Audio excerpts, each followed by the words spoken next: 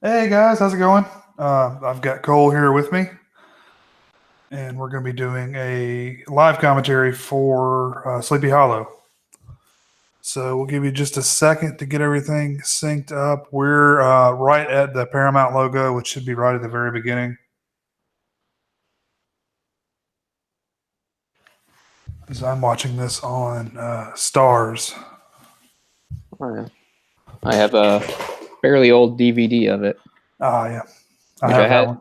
which I had to break out because even though this was perpetually on my Netflix, but now of course it's disappeared from it. But it was always on there. I think I've watched it on my Netflix several times over the last few years. Because this is a movie. It's funny. It's not really a Halloween movie for it. It's a post-Halloween movie. I usually watch it every November, just because the Hmm. movie seems to take place in November, or at least Hmm. just because of the way things look. A lot of the leaves are down. It's a bit colder and bleaker and Hmm. stuff. So I probably will watch it again. But usually, yeah, I usually watch this for maybe the first weekend of November. Because I don't know, I'm the type of person that's very sensitive to the timing of certain movies for a certain time of year and stuff like that, or recapturing Right. it. So yeah, so it's kind of a tradition of mine. Yeah, this is 1999. Tim Burton. Uh, it's funny, like I pick on Tim Burton a lot for ruining classics and stuff like this. I think this is a classic he got right, and it was just the right thing for him to do. Like to me, this is the perfect storm of all the Tim Burton elements. It's all the things. You've got Johnny Depp looking pale and tragic. You've got gothic atmosphere. You've got the skeleton trees. What's his name's music?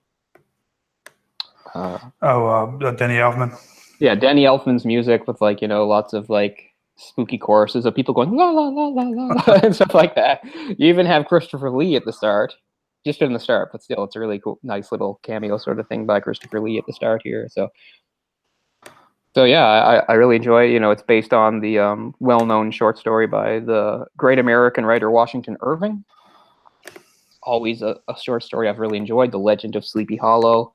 I've been into it ever since I saw. I think like a lot of people, entry point was the Disney version from back in the Yeah. 40s.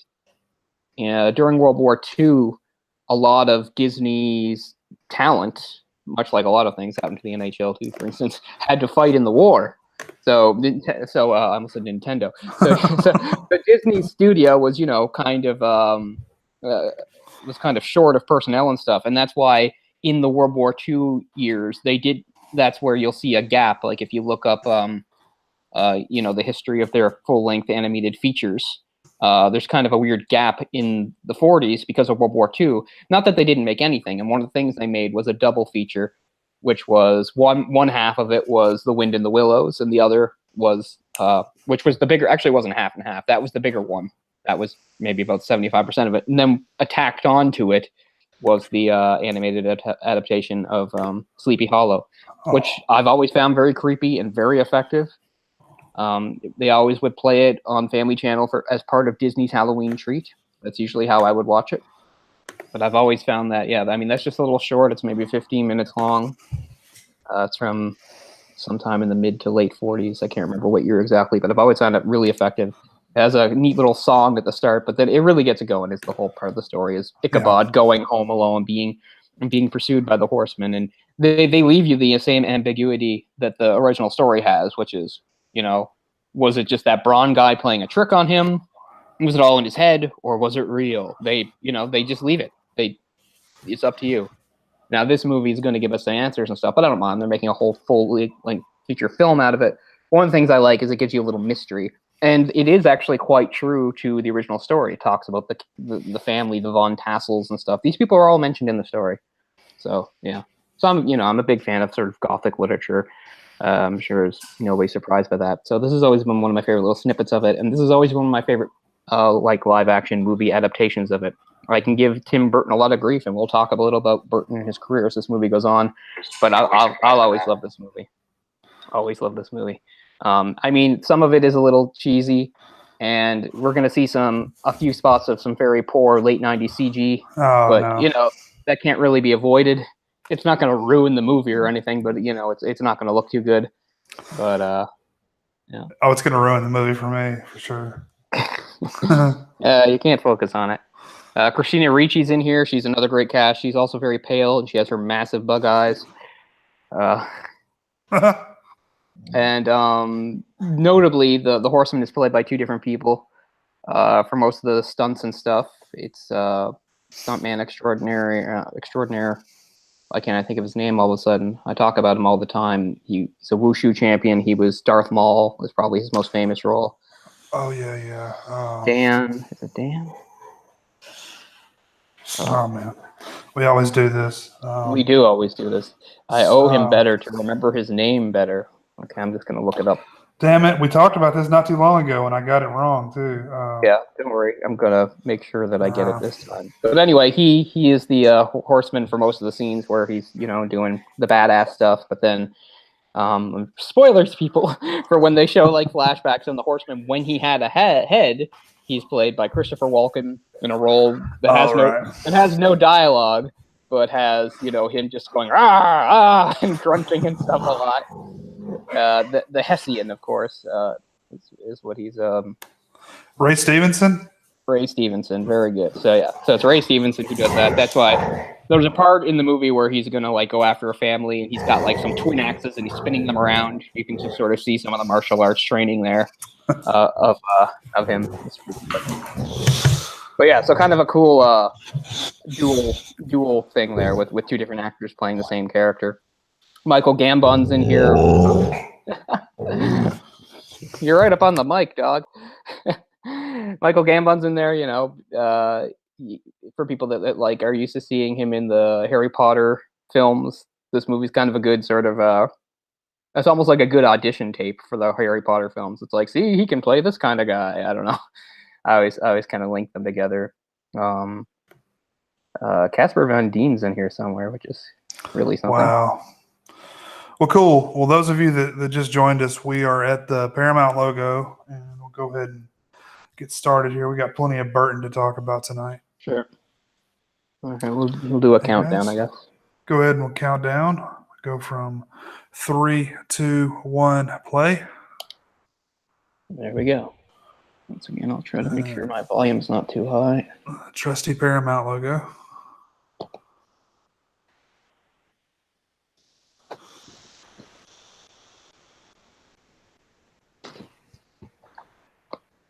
Which, by the way, how crazy would it be if LeBron James made another Friday the 13th movie? I haven't read anything about it. I've only heard what other people said. I've heard people say they read it, like he wants to do it. He has like his own production company, I guess. I mean, it's cool that he's a fan. That's kind of cool. I mean, I don't know a lot about LeBron James, but it's cool that he's a slasher fan. That's kind of neat. I just think it tells you where it is because I don't know. They're just like sitting on this property that could be making money, That's true. Yeah. But anyway, Tim Burton film. But I saw this in theaters. I'm pretty sure. Mm-hmm. Yeah, I did too. Like, I don't think I was like super excited about it or anything. It was something to see, but I enjoyed it then, and I enjoy it now. I'm sure there's plenty of people think that think it has aged poorly, and I'm not saying they're wrong. They're not, but I can overlook it because I enjoy the story and I enjoy the world and stuff. Yeah, it's been at least a few years since I've seen it last. I probably saw it last November. Because it's kind of a November tradition for me. But yeah, I mean, this is from post-colonial times. This is the 18th century. The U.S. is still a very new country. So much of it is just sort of unexplored wild lands and stuff. I mean, at least for European settlers, because yes, I know there were indigenous people here and stuff. But still, yeah, Sleepy Hollow is just this little place. I think somewhere in upstate New York or something.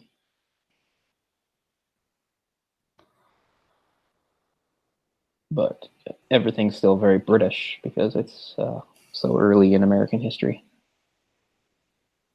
So as we see, and we have the aristocrats here, and they're wearing their wigs and such. Still in the powdered wig days. Yeah.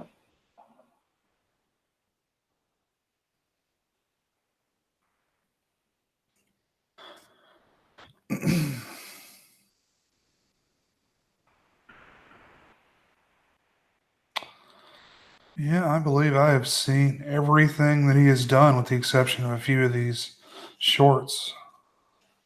Burton, yeah. I've Hmm. seen almost everything. The only thing I can think of that he directed that I haven't seen is Through the Looking Glass, which I wasn't going to subject myself to after hating the first Alice in Wonderland so much. Um, People that know me or heard me rant before have said, like, yeah, I kind of liked Burton in the early days, but he's just gone on to adapting things and ruining them. I think this is a really cool adaptation. Yeah. Stuff. I mean, but I can't stand when he's done Alice in Wonderland or Charlie and the Chocolate Factory. Or... Well, this is, I mean, he's still had a pretty good track record at this point. Absolutely. I mean, look at this run: Beetlejuice, Batman, Edward Scissorhands, Batman Returns, Ed Wood. That's Yeah. a solid. Absolutely. I mean, I love all those films. I pick on the Batman films. I enjoy things about them, but I'm too much of a comic nerd to really be able to fully embrace them. But I do appreciate them for, you know, what they did. My favorite show ever is the Batman the Animated Series, which Mm. I'm almost positive is a direct result of the success of the first Batman movie. It even uses the same music for some of it, so I'll always be grateful for that. But I don't know. It just I never thought Burton was a good choice. Even at one point, when somebody like was saying something to him about it, he even bristled and said that he'd never read a comic in his life or something like that, which rubs people like me the wrong way. That's an odd choice. I mean, can you imagine the studio? Hey, let's get the guy that did this Beetlejuice movie. That, like, he's still basically an unheard of director. Well, it's Well, weirder that they used Beetlejuice himself as Batman, Michael Keaton. I mean, Michael Keaton had only really played weird comedic roles throughout the '80s, and now he's playing the dark, serious Dark Knight detective, and I won't go on about that. I think it's a very strange casting. Most people think he pulled it off. I don't. He's just this small, scrawny guy. I don't know. It doesn't work for me. And just the writing too. Like he's a weird recluse that never like anybody will be able to put it together in 2 seconds that he's Batman. Like the whole point is like Batman goes out of his way to make Bruce Wayne this jet-setting playboy who's kind of a ditz, kind of a yeah, dumbass. Like he goes out of his way just so that people won't make that association. But in this, he's dark and brooding and secretive. Like Vicky Vale would have been able to figure it out pretty quick, but anybody would. yeah. There's Christopher Lee. I thought he Rest was in going to live peace. forever, man. God, what was he, like, 90 something? He was into his 90s, and he did Man, work right up to the end. He's like the most prolific actor of all time. he made like a few metal albums, like, right there before he died. I heard Like, that. that's pretty fucking cool. Yeah. Christopher Lee, you can link him to pretty much anybody that's ever been in film, even like in foreign works. I mean, this is a guy that was like, he's also holds the record for most on-screen sword fights. Really? Yeah. It was probably quite a gap before he was, doing it in Attack of the Clones. But the man, obviously, because of the way he looks and sounds, is always typecast as villains. Mhm. Played Dracula a million times. But besides playing Dracula, he's been a Bond villain, a Star Wars villain, a major villain in Lord of the Rings. Not too shabby. No, Oh, I I love wanted to him. mention I left out Pee Wee's Big Adventure when I was talking about the I've run of never films seen he that. had. I've never seen that. The first Pee Wee, really? I've I don't know. Maybe it's because I was wanted to be taken seriously, but I had a huge aversion to Pee Wee Herman growing up as a kid. Like I did not watch it. I was his target audience, and I did not watch it. All I thought that's just silly bullshit. You know, Yeah. I just I went out of my way to not watch it because I thought I don't want to watch Pee Wee's Playhouse. What the fuck? People are like, oh, it's so messed up and trippy.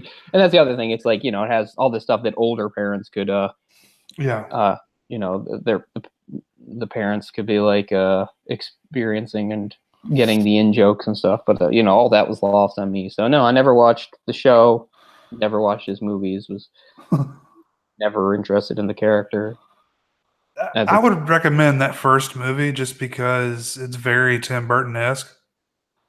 That's You know, interesting. it's I can't it's really see him. It seems like that seems like a weirder thing for an approach. I mean, it's wacky, and I know that he later would have a reputation for wacky. But it's pretty dark sometimes too, though. Believe it or not, I would say check it out just to round out the so arc. the big difference they're doing with the story here is that they're making Ichabod Crane an actual police constable, which is very different from the original work where he's just like a school teacher.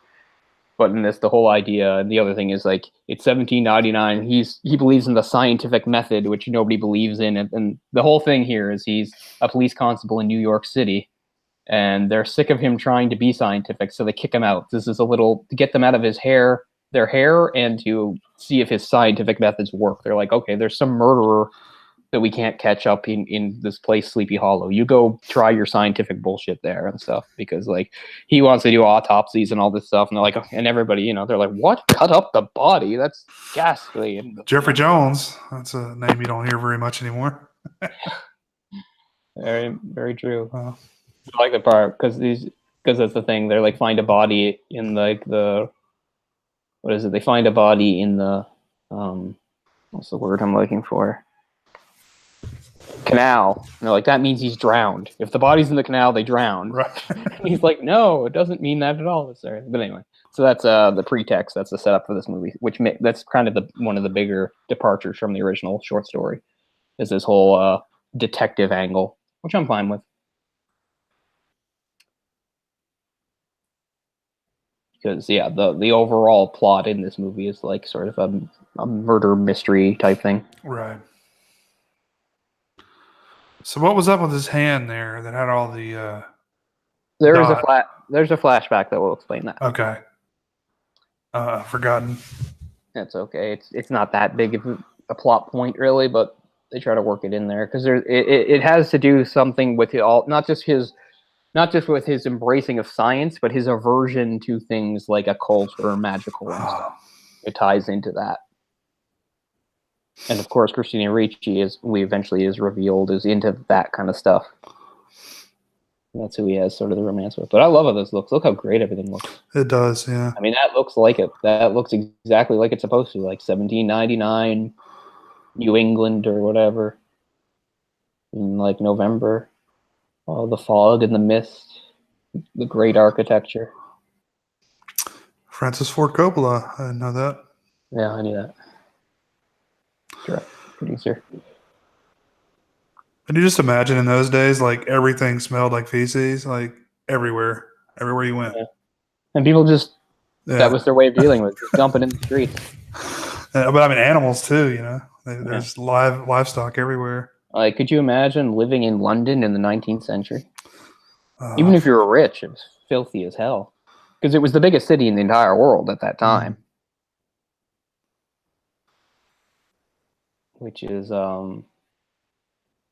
funny that just a couple years after this, Johnny Depp would be in a really condensed and changed adaptation of Alan Moore's From Hell, which is in 19th century London about, the Ripper, a fictionalized account of the Ripper murders.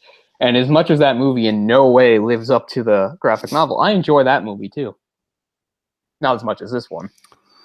And in that one, it's the same thing. He's like, in that one, like, I don't even know if he's supposed to be a detective or what, but he has this whole thing about having like psychic visions, which is not. Yeah. Like, his character is basically invented for the sake of the movie because he's not in the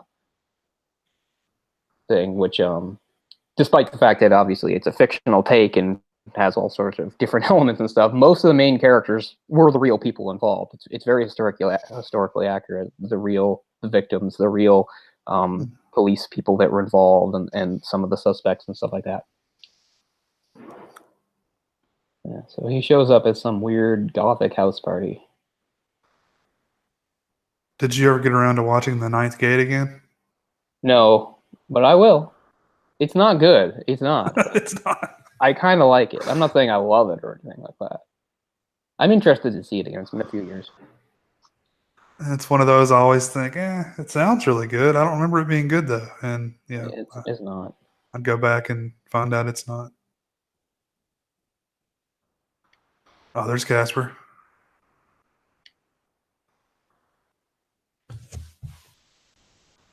This is right on the heels of Starship Troopers, right? Yeah. It's about a year and a half later. I had to stop it for a second because I was going to add the subtitles. These are bad subtitles too. The big yellow. Oh, wow. I hate those, yeah. Yeah, I get what you pay for one of these old Old school Well, DVDs. I mean, at least it has subtitles. Yeah. A tiny little company like Paramount couldn't afford that. Ichabod. There are even some little touches and flourishes from the original animated version that appear in this movie that I appreciate. Particularly a part where, like, when he's out by himself somewhere and it's all spooky and stuff, and he hears the frogs croaking, and it sounds like they're saying Ichabod. It's kind of cool.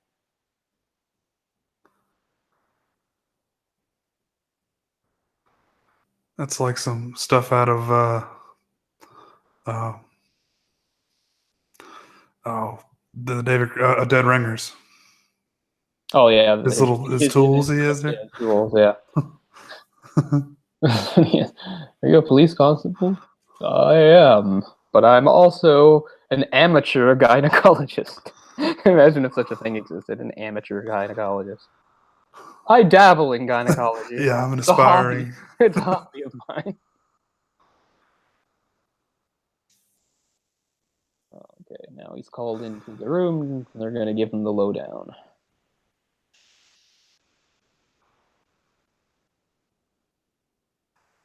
All these guys, it's like a who's who of character actors. Very much so.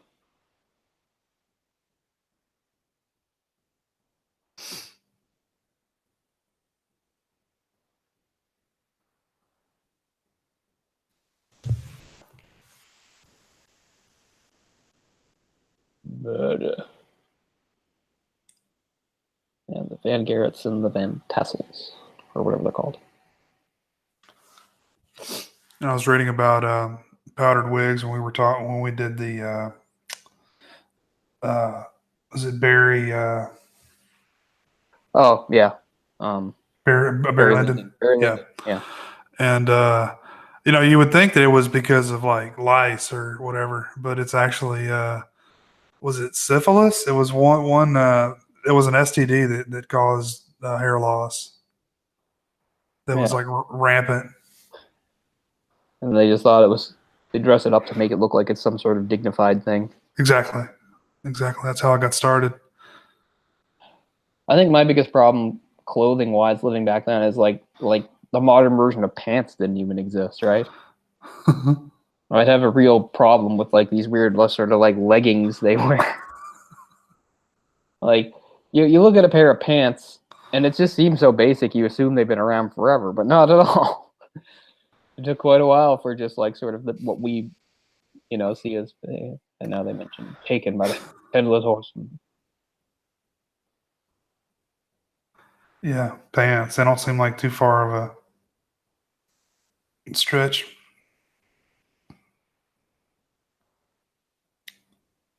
The Hessian mercenary.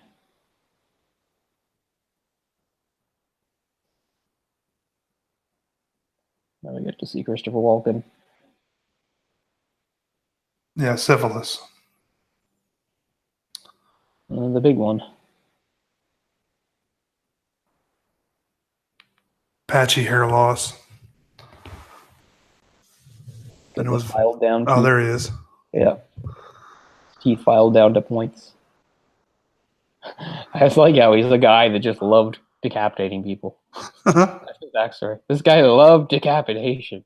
It was his favorite thing. Shit. Oh, that head's coming off. Keep fucking it up. I got him just getting shot off the horse. Okay, yeah, I'll pause it for just a second then. He's running in the woods now. Yeah, I bumped my controller. Okay, he's leaving the horse and running towards the woods. Okay, yeah. I have to move my controller out of my reach. I bumped it. I know, I do that all the time. Now he sees the two little girls. Yeah. He takes down quite a few of them before they get him. Oh, man. Oh, man. 3 hits. Guts that guy, hacks off that guy's head. That guy's arm goes off. There goes another head. Another head. Oh. Finally. And this is like before Christopher Walken was kind of a joke. This is when he was sort of entering his own sort of character actor phase, because he started as sort of a leading man guy, and then they realized how great he was as a character actor for obvious reasons. And the next few years, he and Depp both had a bunch of really, in the late 90s, early 2000s, really memorable roles that I enjoyed. The one I really liked for Depp was he's like that weird FBI agent in Once Upon a Time in Mexico. I really like that performance. A movie not nearly as good from the same year was The Rundown, sort of one of The Rock's first big movies, and Christopher Walken's like the bad guy in that, and he just sort of steals every scene he's in with his weirdness. Yeah, I think he's already kind of on his crazy like Christopher Walken. Yeah. Yeah. Because he did a lot of appearances on Saturday Night Live around that period of time where they just did some crazy stuff with him. Yeah, and like this is the same year that I think that Fat Boy Slim video came out with him dancing. Mm-hmm. That was like huge for his image. Then they started putting him in comedies all over the place. Like, this guy's comedic gold. Yeah, I remember he was in Joe Dirt and like the. And he would turn nothing down. I mean, he's in the movie about like those animatronic bears or whatever the hell they are. Well, not animatronic, but it's like some movie about like the people in bear suits, but they're supposed to be bear. I don't know. I always remember that like he's like the main bad guy, and I never saw, but often quoted as like at the end, like when they've ruined him, he has this, and of course because he's Christopher Walken, he delivers the line really weird, where he's supposed to say, "This is not over, bears," but instead he goes, "This is not over, bears." It's like this weird pause, or something like that. It's something like that. Yeah, it's the delivery is so odd. Like him and Shatner have such a unique, the way they pause. It's like they pause in places you're not supposed to pause in sentences. Yeah. Like they put commas all over the place. I also couldn't imagine like living in a place like this. There's so much superstition. Like, you honestly believe there are like things out in the woods that no one's ever seen before, that like are demons or come from hell and stuff. This is pretty spooky. Like, so every night somebody's like guarding the edge of the town. I don't know what's in the woods. They talk about the East Woods or something like that. Sure, it's all folklore and stories. Which I'm a big fan of, which is why I like The Witch so much, because it's based on quite a few specific folk stories. Yeah, man, that's a damn good movie. Gosh, I think about it all the time. Yeah, that's on Netflix, and I own that. That's one I actually bought. Oh, really? Like the first horror. That was like the first horror movie I bought in forever. I don't own it, but it's streaming so many places. I feel like I don't really need to. I got a pretty good deal on it. It was when a store was going out of business, so that helped. Because I might have thought, like, not that it's not good enough to buy, but I might have, like you've been like, well, I can watch it all sorts of places. But it was sort of a unique opportunity. Yeah. I think it's a Steelbook too. Oh, really? Wow. I'm gonna take a quick look and see if I find it. Okay. Yeah, I was telling Cole I've got the Tim Burton box set, and I couldn't remember. I thought this film was in there, but I don't believe that it is. I have. Steelbook. Oh, wow. Yeah, that's cool. That's really nice. Opens. Oh, I see. Yeah, this is one of the video difference ones. Look, it's a 2-disc set, but I only got this. For some reason, it only has the movie, which is weird. It's like, what? Did they sell the extras? Oh, the extras is missing. Oh, that sucks. Yeah, the extras is missing. Yeah. All I can figure is this was a movie that it was rented, so somebody probably lost it. Right. They probably might have thrown it away. Yeah. Yeah, I don't think anybody's going to steal or rent the extras. No. So yeah, I just figure somebody that rented must have lost it or something. But still, it's a nice little thing to have. So yeah, this was one of the movies I got when Video Difference went out of business. For some reason, I was thinking of a different store, and then I was like, what other store went out of business? But yeah, a nice video store. Yeah, so I was looking back, and that box that I have has Batman, Batman Returns, Beetlejuice, Mars Attacks, Pee Wee's Big Adventure, Charlie and the Chocolate Factory, Sweeney Todd, Corpse Bride, and Dark Shadows. I've never seen Sweeney Todd either. Have you seen Dark Shadows? Most of it. That was a movie that looked really good in previews. It looked like it would be like hilarious, but it's just pretty flat. See, It I was has a never. few good moments, but it doesn't work overall. Yeah. I mean, it's not terrible at all, but it doesn't work for me. But I was never like a fan of the soap opera style either, which I know a The lot of soap people opera was are. completely serious, Yeah. and they played this off as a comedy, which was probably a good choice. Um, yeah, I guess, but you know, definitely more of his style. Barnabas Collins. I love this. Like half the town's come out to watch him work with his little weird little chemistry set. They're all like, "What the fuck?" But it works because he finds out that the blade is heated because the wound is cauterized.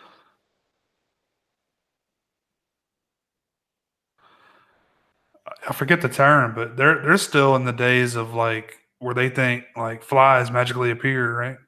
Oh, spontaneous generation. That's right. Yeah, Like, where they think that they aren't attracted by the body, but it somehow makes the body yeah. makes yeah yeah they leave out like rotting meat and stuff, and spontaneous generation is people believed in that for a long time, and yeah, they're still in it. This is 1799, So so we're yeah. like nowhere near any sort of scientific Yeah. breakthrough with these Again, people. there were people that were smart enough and had investigated on their own, but it was in no way like generally accepted. Can you imagine how frustrating that must have been? I mean, it just seems so obvious. Like you see the flies on the stuff, and then maggots. I mean, I don't know. Yeah. I guess It took like experience of leaving rotting meat out and actually watching to see what happened. Like it nobody was just yeah. bothering to do it. Like experimentation. That's the other thing. Like people like generally didn't even see the need for it. Like, what's the point? It was God, Yeah, exactly. which is a big part of the witch too, right? Like they Yeah, know there's a God. There's no doubt in their mind there's a right. God, and they think like when this bad thing, like God is going to punish me and stuff like that. Mm.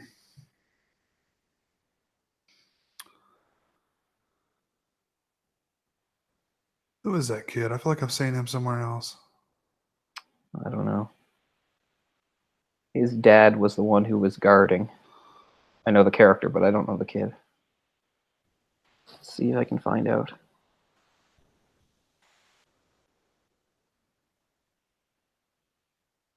Who plays Masbeth? Mark Pickering.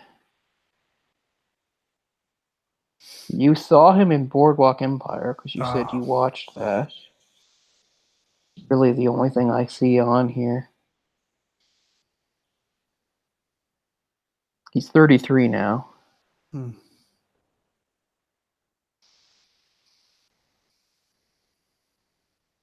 He was in Calendar Girls.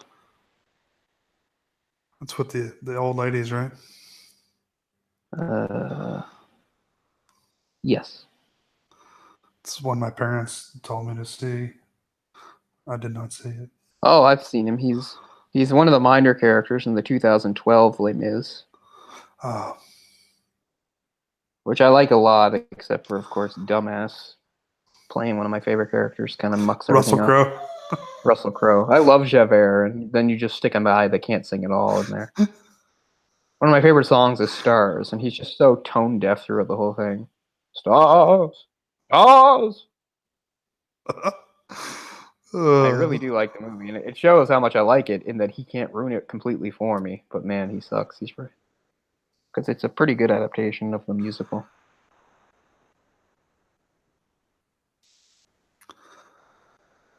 But yeah. Do you have any really old graveyards like that around where you are?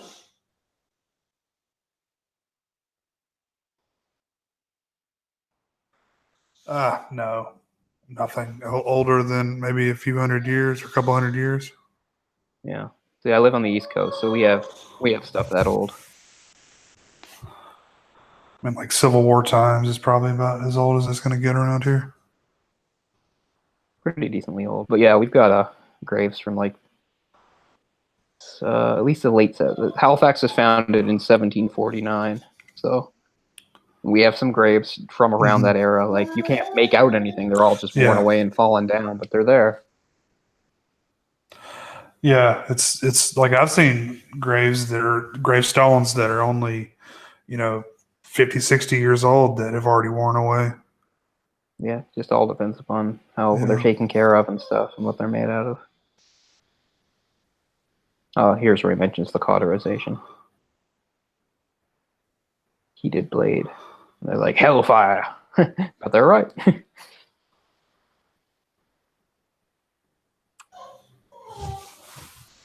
But yeah, people often, like tourists, visit some of the cemeteries in Halifax and stuff. We got a huge spike in tourism in the late 90s because it got out that, actually not in Halifax, but over on the other side in Dartmouth, in one of the cemeteries, there's a whole bunch of graves that are unmarked, because that's where bodies that were recovered from the Titanic that were never identified, that's where they were buried. Oh, okay. So after the movie came out and people were like, Titanic nuts and stuff, and we're doing research and stuff, they found that out. So we had quite a few tourists that were trying to find that graveyard to see the graves. I mean, again, they're just graves. Just to see the graves. Yeah. I mean, they're just unmarked graves because the whole point was these were the bodies that couldn't be identified. They didn't have anywhere to take them, so they took them here. But yeah. Here's where he reveals that she was pregnant. The widow Winship. I would imagine that'd probably be a lot of the staff and stuff, wouldn't it? The unmarked or the unknown. I don't know. I mean, there were a lot of, despite the fact that it being so lavish and stuff, there were a lot of poor people on the boat and like steerage and stuff, right? So there could have been like any number of like poor people that like didn't really have like family or anything, or even people that have been completely like lost track. The family lost track of them. Mm-hmm. So it could be like that too. Yeah. Like I don't think there was actually an official like passenger list. I've never heard of it in all my years of reading about the Titanic. I don't think there's like an actual list that that they had like with everybody's name. How many bodies are there? Do you remember? Maybe 50. Oh, really? Okay. That's not too bad. Okay. So here's the fake out. Yeah, some very nice shots there with the trees and the mist. So this is Braun playing the prank on him.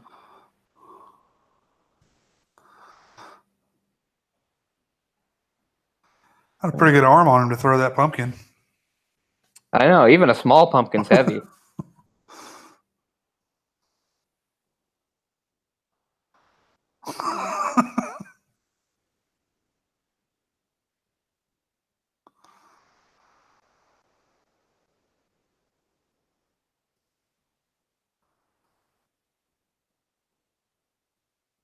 You can hear them laughing, so their prank's not that good. They should have gotten a little further away, although I guess they figured they would already achieve the effect. Ah, see? Here's his weird memories of his mother. This is where the hand thing comes in. They're not going to show it here, but the whole thing was like, it turned out his mom was like kind of like a witch, but like a good witch. She was all into like Gaia and the earth and all that crap.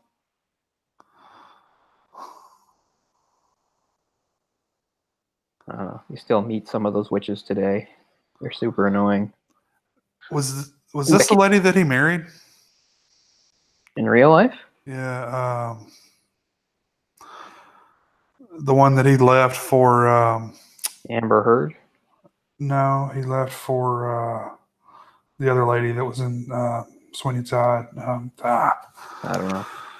Shit. Anyway, I have no idea who this woman is.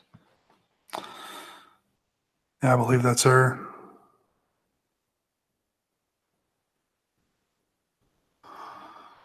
Her name is Lisa Marie. Yeah.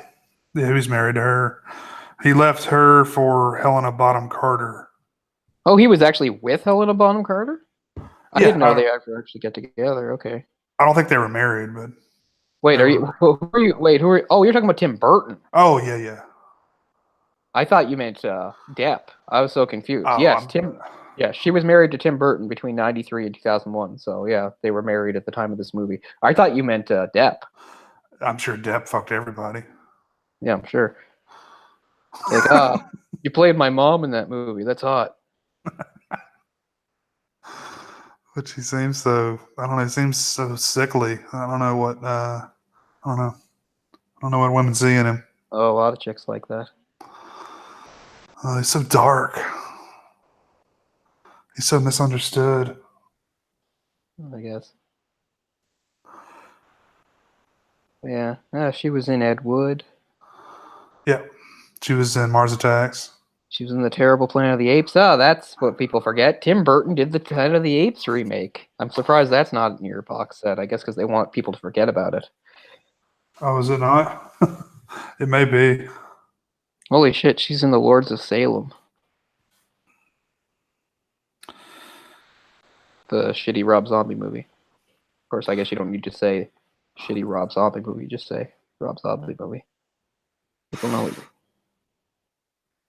Anyway, she's not really much of an actress. She's just been. Yeah. She's a model who got because she was fucking Burton got to be in certain movies. That's why she's playing a role here where she has like no dialogue, Right. where she just spins around and goes. Not saying there's anything wrong with that. Fine, whatever. But no, I was confused. I didn't know you meant Burton. Yeah, sorry. Lisa Marie Smith. Lisa Marie, her professional name.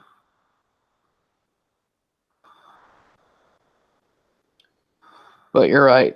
Burton abruptly ended their relationship following the premiere of Planet of the Apes. She had a small role in the film, while Burton's new girlfriend, Helena Bonham Carter, was one of his lead actresses. Don't you love how like Hollywood people are so fucking predictable in the way they do things? Like you think like there'd be some professionalism, but there really isn't. Like, oh, there's a pretty actress on set. Okay, forget my wife or whatever like that. I'm with her now, you know. Jesus Christ. There's the asking of the Americans. I mean, I guess you can do that when you're living this lifestyle. Yeah, that's the other thing too. I mean, you just go on to the next one. I mean, we're so used to it, you know, them like, I mean, oh, so-and-so's with so-and-so, you know. They all just play musical chairs. Yeah. Switching around.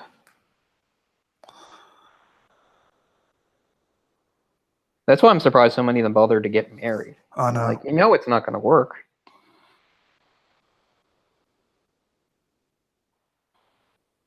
But I guess it's just because it's hammered into our heads, at least in Western society, that marriage is the thing to do. So like, yes, marriage, of course. And then like 2-3 years later, marriage over.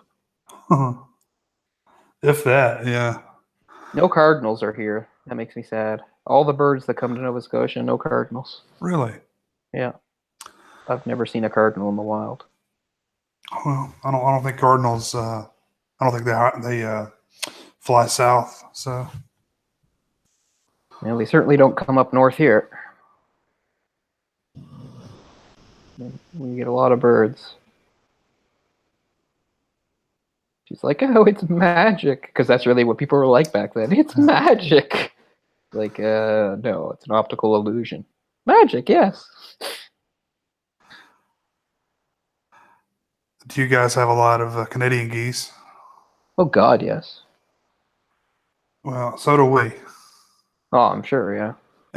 They're mean bastards. They're a big part of my childhood. Like I think I told you, my father's father had like a farm that had every bird imaginable, and I had quite a few of those guys. They would chase me around. Oh yeah, yeah, they're quite mean. The black swans were the meanest. Nothing meaner than the black swans. They pump their necks and hiss at you, and they were massive. They were even bigger than them. They were huge bastards. Those black swans. Well, the strange thing is they used to fly, you know, back in the, I guess, the summer, and they would just winter here, you know. Yeah. They just kind of just stayed. I don't know. I don't know if the climate change or whatever had something to do with that, but they're here all year long now. Yeah. I mean, I don't see them often here living in the city, but. Right.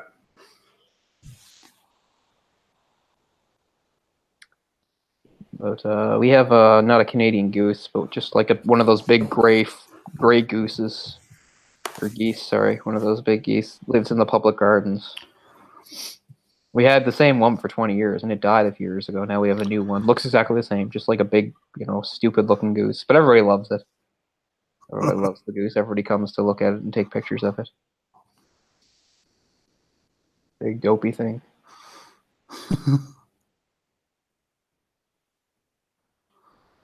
But yeah, I mean, that's what most geese are like. That's why Canada geese kind of stand out as cranky bastards, because like your typical like gray goose is very docile. Yeah. You can go right up to them and stuff. But sometimes I'll be like, if I'm doing like the drive between here and Sydney or something like that, every once in a while you'll see like the geese flying in the sky, flying in formation. It's pretty cool. They do that flying V thing. Yeah. Oh wow. I think I'm a little bit ahead of you, but I got him just going past the scarecrow, chasing Fatty, and there goes the head, spinning. Yeah. The spinning effect. Yeah, that was cool. Yeah. Like, this one's real. This is where he finally believes in it, of course. And the head lands right at his crotch.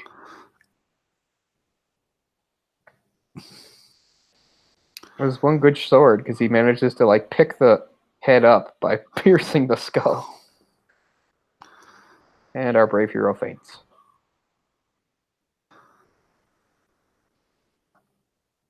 Yeah, I don't know that would work on a skull, but who knows? Yeah. To just go right into it, I don't know. Like it's made of like rubber or we need Mythbusters. I know. Can you puncture a skull and then like pick it up with a sword? Or get one of those crazy there's like a whole show, I see commercials for it. Like dedicated to like these losers who like swords and blades and stuff. And they have like competitions where they run around slashing stuff. I was seeing some of it. Yeah, it's hilarious. What kind of life do you lead, buddy? They're usually really big guys too. It's like some 250-pound guy. Well, they make it like they make the knife or the sword themselves, and then they're really proud of it. They're like, thank God in today's society I have an outlet for this. It's so weird. It's pretty funny. I don't know. It's This is where Rob Zombie got the idea for the White Horse flashbacks. Oh gosh. Speaking of Halloween. I would like to revisit those. Just to I don't know. I don't know why. I don't know. I feel like there's so much to talk about. Yeah. It's funny, I hate every single aspect of them. Like across the board. So she's actually flying here. Yeah, I guess she really is for real. Because she did have, I guess, certain powers. I don't know, it's not very well explained. And now she's being punished for being a witch. Yeah.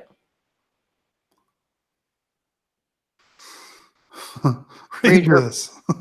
I saw what you put in the sand. I don't know.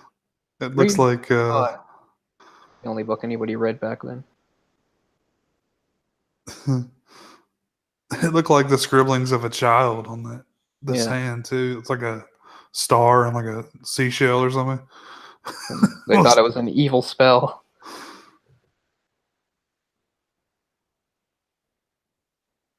Fobbed off.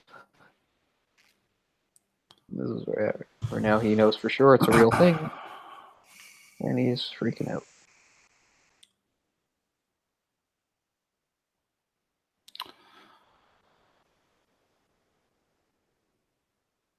Oh, sorry, the Western Woods. So what would you do if you were a lady and you didn't have very large breasts at this period of time? You'd just be shunned? You'd wear a bodice to prop them up as much as you can, right? You would just squeeze them together as hard as you could to there's a great scene in Amadeus where he's screwing around with some chick and she has big tits anyway, but she's got this thing, it's and they're laughing, they're oh, and I'm wow, I can see why they're having fun. No bras back then. So let's see, we got Mars Attacks, then Sleepy Hollow, then Planet of the Apes, which that was kind of his big failure. With Planet of the Apes. Yeah. Mars Attacks was kind of a failure, but not Yeah. like Planet of the Apes. I think this did pretty well, didn't it? The Sleepy I think Hollow. so. I believe so. I They mean, did a television show based on this movie. I know it was only a couple years ago. I never watched any of it, but I heard good things, but you know who I knows? wonder how they can stretch something out to that. You think they've got to have like I guess Monster of the Week type episodes, Oh, I guess that makes sense. kind of like what they did with Hannibal, Yeah, and then Big Fish in 2003. That was a good one. that's his last film he did that I liked. I like Big Fish. Like it was a film I really wanted to like, and I like it. I probably did let me down a little, but I still did Mhm. like it. Still did mostly like it. Yeah, that's the last film he directed I like. That's Uh, 2003. and as your buddy Billy Crudup in it. Yeah, he's not really that important, but yeah, he's good because like most of the movies, stories and flashbacks. But yeah, I like Billy Crudup quite a bit. And Sweeney Todd is a musical. I've told you I don't like musicals very much, so I've never really liked that particular musical. I thought it was kind of stupid. I mean, I know people like it because it's uh, different. I guess in a way, he's a barber that murders people and stuff.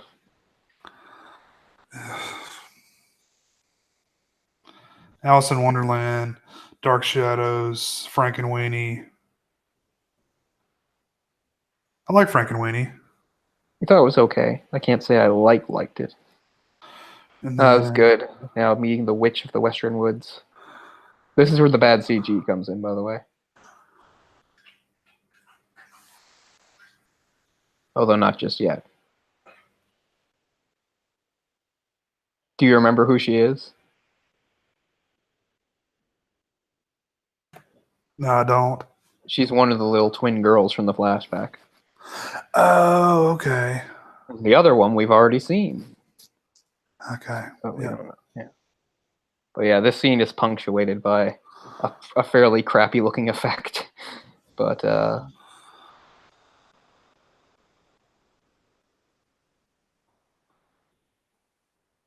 But like her little hovel there in the woods is like the type of thing I used to see like in my imagination as a kid. Some of it came from things like this, but even younger, Friday the 13th Part 2, there was always stories about like if you go far enough into the woods, there'll be some little shack or some little hovel or something where Yeah. somebody scary lives, or a cabin or something. She cuts off the bat's head like she's Aussie.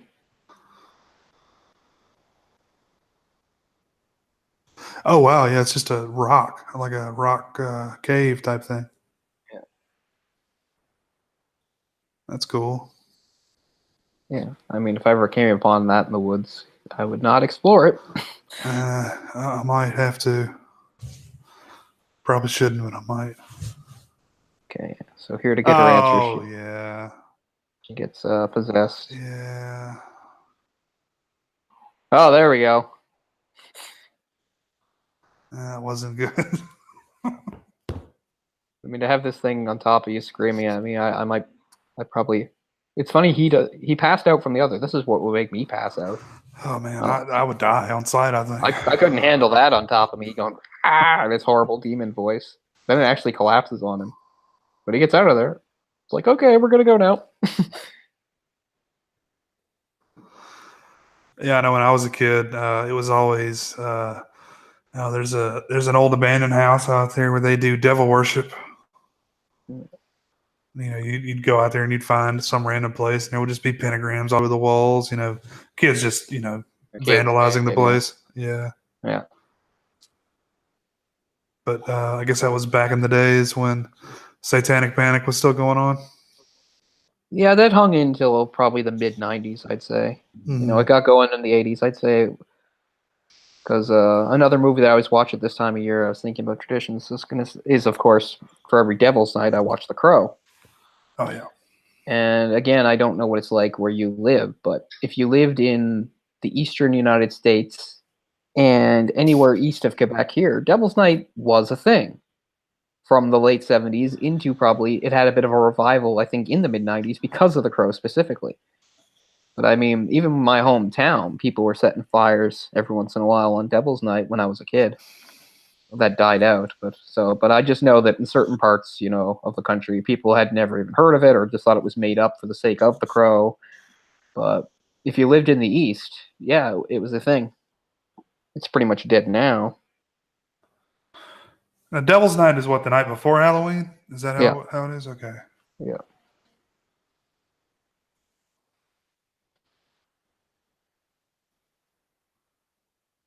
I like those horses. I don't know what kind they are. I don't know how to identify horses, but I like that kind of horse. Yeah, They're a bit smaller. yeah. I'm not sure what the kind with all the hair on his feet. Yeah, they're really shaggy. That's why I like them. They're smaller than most horses. They're not ponies. They are horses, but they're small and they're really shaggy. I've never been a horse person, but funny. I see horses every once in a while because there's a horse place right here in the middle of the city that I pass often. I see people out riding them. It's called the Lancers Club or whatever. All the riders are girls. Like, do you know guys that grew up with horses? It's all girls. Girls are obsessed with horses. Yeah. I really don't. It's a rich person sport. Yeah. Because horses are so damn expensive to keep. Yeah. But my sister rode a little when we were growing up. I had no interest. Like, obviously, we didn't own a horse or anything. No, it was just like a horse ranch, Right. where you could get lessons and ride and stuff. And that was different because it was normal because it was well outside the city. But here, it's right in the city, the Lancers thing. I walk by it all the time. See the horses walking around. So The they live bleeding out tree. there? Yeah, it's a stable. It's Man, like right across from the high school here. Man, this tree is disgusting. Yeah, I always liked it. The bloody bleeding tree. This movie's all full of that's like the 5th time he's gotten his face splattered with blood. He was doing it when he was doing his autopsy. Oh, wow. Oh, look at that. That's where he puts the heads. Yeah, because the tree's like a weird gateway into hell or whatever. It's how the horseman crosses back and forth. He comes out. Yeah, there he is. The tree's a gateway. But yeah, I love narrowed looking trees like that. Yeah.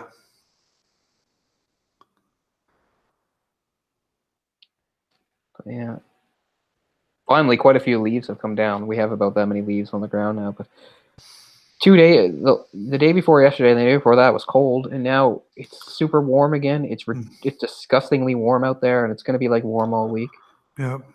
So, I mean, I guess that's good. Like, the kids won't freeze when they go trick-or-treating. Man, I had some cold Halloweens growing up. Some cold Halloweens. Sometimes with rain. Cold rain. Yeah, it's supposed to rain here. Yeah, it's been raining on and off the last few days. I think it's going to rain it's going to rain like hell on Tuesday. I'm not sure about Halloween.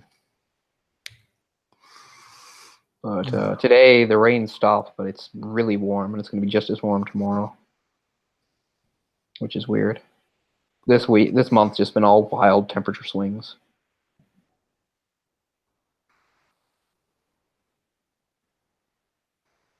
He's going to make his entrance.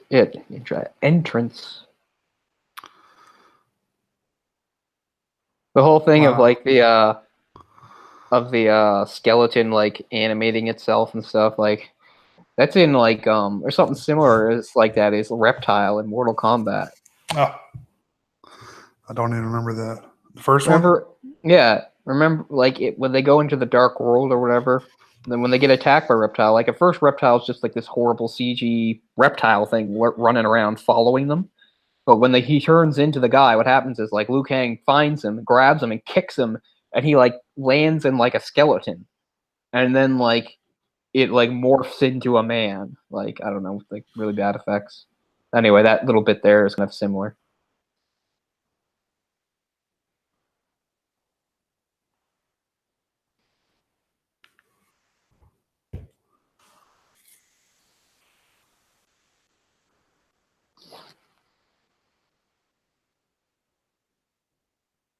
Here's an old version of these things.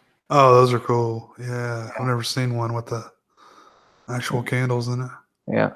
Here's the part where we get to see some of Ray Stevenson's work, because he's going to come kill the family. Oh wow, yeah.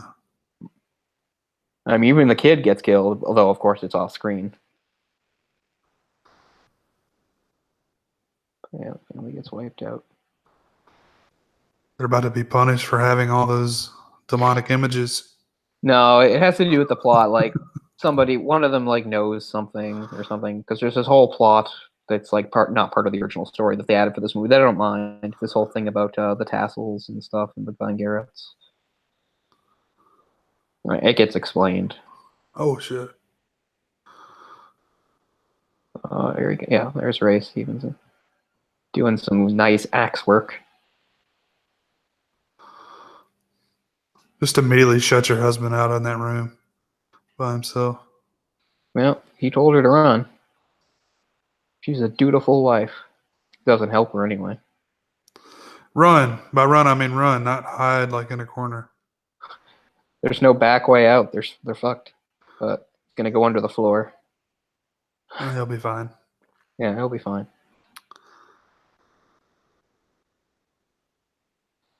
There we go. That was pretty good for the kid, because he's gonna see like his own mom's like Oh wow. head roll right over. Yeah. Yeah, it's pretty gruesome. It's pretty grim. Like, not only did I cut his head off, but I brought it with me. Yeah. Well, I mean, the kid gets to see like the mom's head like roll right over him. But he doesn't have to be traumatized by it, because he gets killed a few seconds later. But yeah, you just hide in the corner and close your eyes. Yeah, there she goes. Oh, that's not good. Yeah. Yeah, you can't. Spurs. Badass Spurs.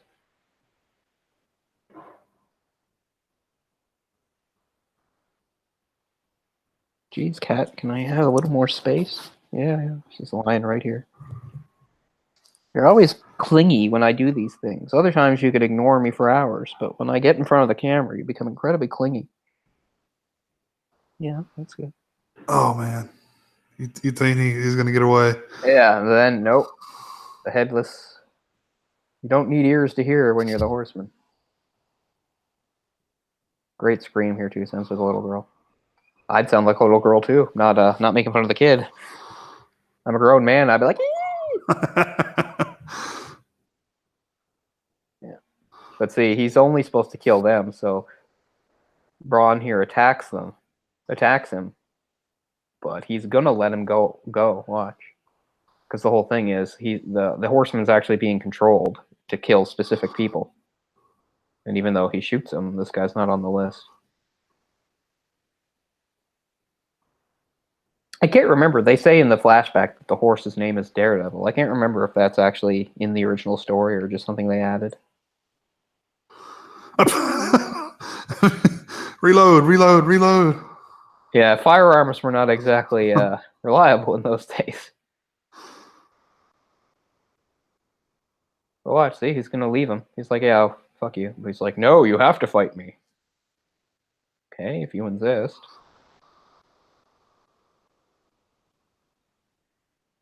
Even after he gets it in the thigh, Ichabod's like, you can leave him. He's like, no, I'll get him. Ooh, twin scythe action. Yeah. I would think a knife like that in the thigh back then was almost like a death sentence. Like, I know, and yet he's just like, this, I mean, it's a scratch. It's just a flesh wound. Yeah. But you know that's going to get infected. Yeah, so he's going to die anyway, so. Better than the slow, feverish death that he was going to have. So do you think it'll be easier to chop a head off with one of those axes or with a broadsword? Broadswords were good at it. Like, there's plenty of historical accounts of people getting their heads lopped off by broadswords. So they could do the job if somebody was skilled and strong enough to do it. Because of the weight alone, I would think. If you could swing it like that. A broadsword was a very powerful weapon, but it took a lot of skill and strength to wield properly. I mean, not even all men could do it, right? Because it was Right, so yeah, heavy. you needed a lot of strength and a lot of stamina. Oh shit, that was cool. Yeah, that was cool. That holds up pretty well. Yeah, because that wasn't CG. Yeah. I like how he just does a little flourish, he spins the blades.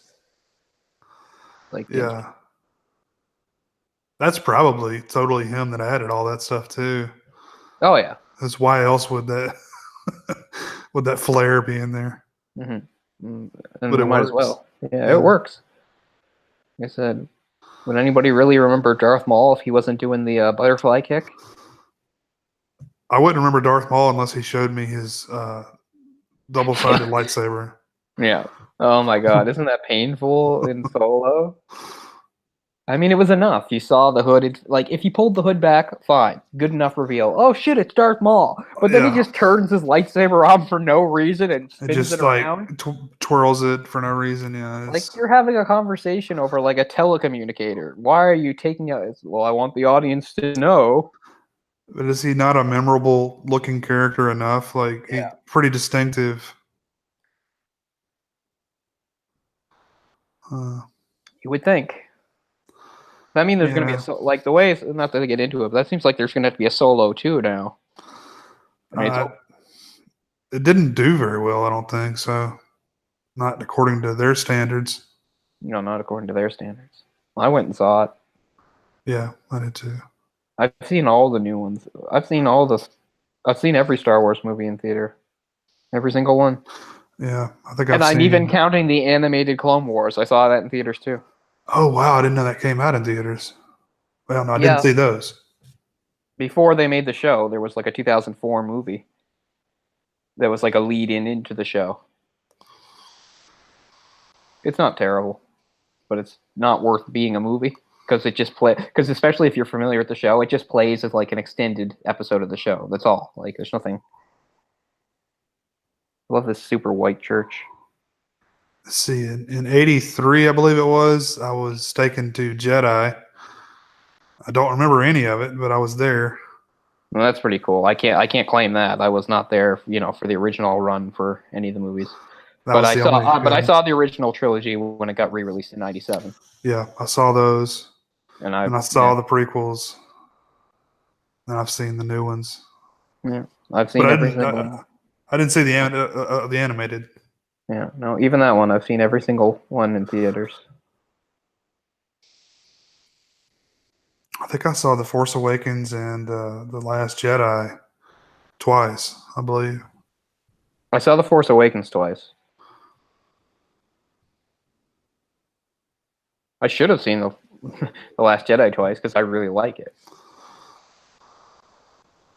I know that makes me one I like, unlike the Halloween, which I defended as pretty You know, good, not great. Like, I actually do think that The Last Jedi was great. I really like it a lot. I can understand the hate for that film more than the hate for Halloween. Honestly. Yeah, me too. I mean, of course. I mean, it's a big, huge, ambitious movie making all these changes. Like, no, I don't really understand why some people were so upset about Halloween. Uh, Did they do anything worse than stuff that had come before? God, no. I don't know. To me, there's been some good Halloween movies and some bad ones. For me, this falls under as one of the good yeah, ones. I mean It's that's not going to be a memorable, super awesome classic. It's not going to go down history as something that revived the series, but it was pretty good. I certainly thought it was a great do-over of H2O, which I really don't like. yeah. I've heard so many people say that H2O is so much better. I don't know. I don't know what they get out of that. Did they really like Josh Hartnett that much? I don't think H2O holds up well. I mean, I think I liked it more Same here. closer to when it came out than I do now. That's what I mean. That's basically how my feelings worked. Like, at the time, I was fairly young. Yeah, I wasn't the diehard fan I am now, but I like slashers. It was my first opportunity to see a Halloween in the theater, which was pretty exciting and stuff. So, like I said, I saw it on a double bill with Scream 2. So, it was exciting and fun. mm-hmm. Neither of those movies hold up too well.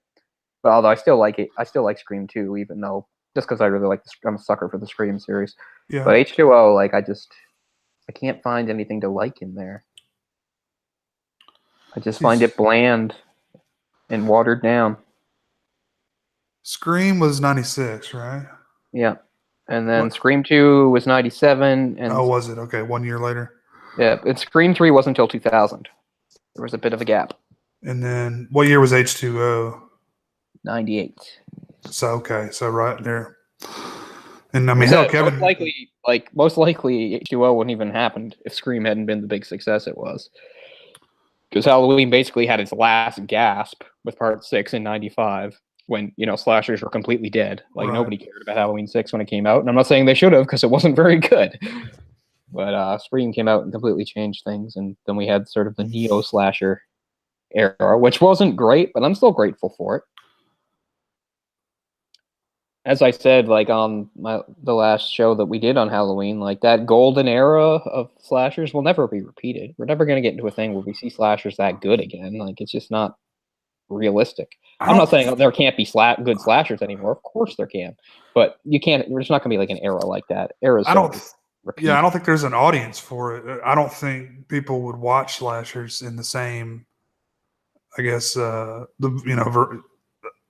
much, with the same.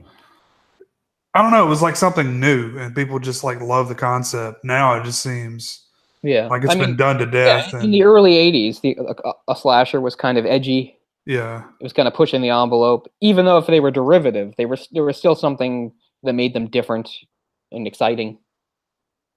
And again, so it's just time marches on, and things can't have the same impact forever. Things fade. It's like this whole, resurgence of the James Wan type, spook house movie, which that, has become a thing, that, was never around before. So I can totally see that going, maybe a little bit further than it has already. Mm-hmm. But, that's kind of the equivalent of the slasher boom, even though not nearly as much volume wise, but. Right. Here's where he starts to piece it together. He looks at the family tree, which they really write as an actual tree. But I mean, they would. People were even more obsessed with genealogy back then than now. And people were interested in it now, but back then it was serious. It wasn't like, oh, this is interesting. It was like, this is like who you are and everything about you. You had a grandfather that stole a pig on your mother's side, so you're a thief. You have thief's blood. People took that stuff really seriously. And if you had like one bad person in your family, they figured that, colored the whole family. And of course, all the racism and stuff, like he was with an Indian woman. Oh, yeah. Oh, exactly. Yeah. Your lineage is ruined. Your lineage will be ruined. So.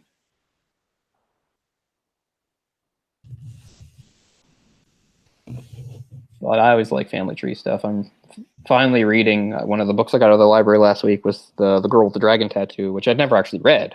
I'd seen both movies. Oh, really? But I'd never actually read it, so I'm reading it now and stuff. And at the beginning, there's a family tree of that family, the Vergers or whatever, or Vangers or whatever they are.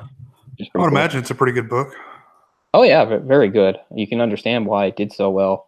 And I mean, a lot of it is stuff that like normally I wouldn't find interesting. It's the type of book I could never write because a lot of it has to do with like financial stuff.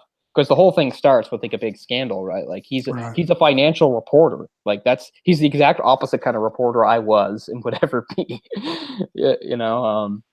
But that was his thing, and the whole thing was, he was going to go to jail for libel because of stuff he said about this, CEO guy, and that's the whole pretext of the thing is that he's going to have to go to jail because of this, and his reputation's ruined. And then the old guy comes along and offers him this job. He's like, well, you don't have anything else to do.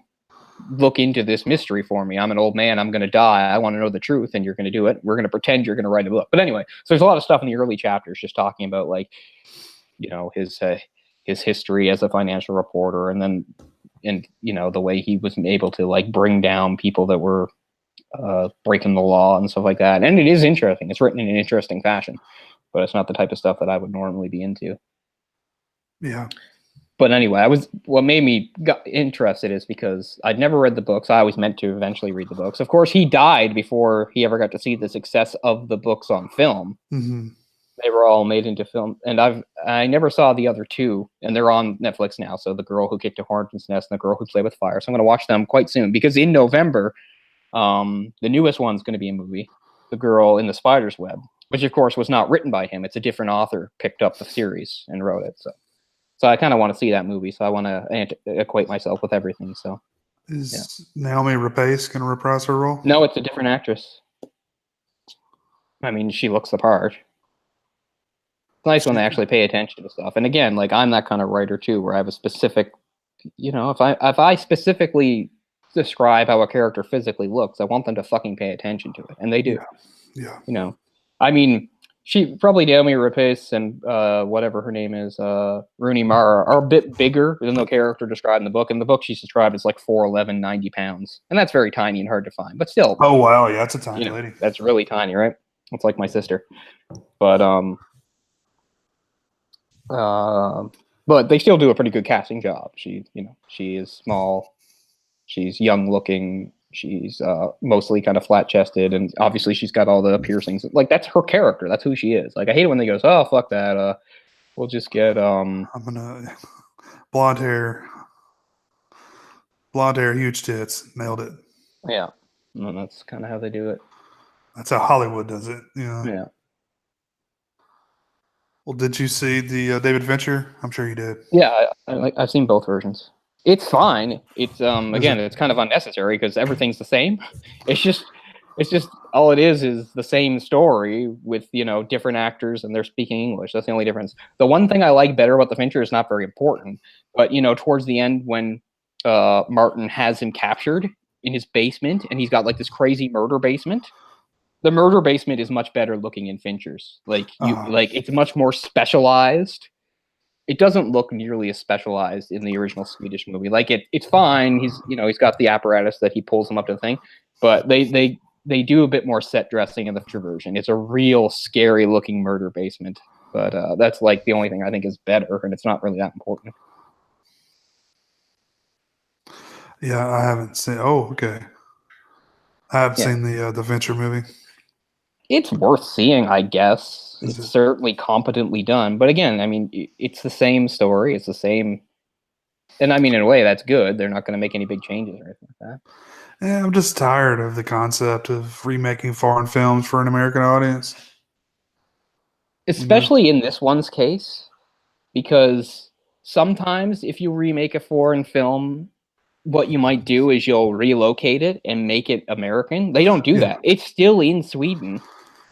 Everything about it, so that's why I think it's especially useless because they don't say, okay, we're, it's not like when they remade the other Swedish movie, the one we did, Insomnia, like for the sake of that movie, not that it changed. They're like, okay, we'll make this Alaska instead of that, and it'll be Americans. Like, okay, you maybe you don't need to do that, but at least it's something. And the remake, they don't move it. Everything is still Swedish, right? Except now everybody's speaking English. And Daniel Craig does not sound Swedish.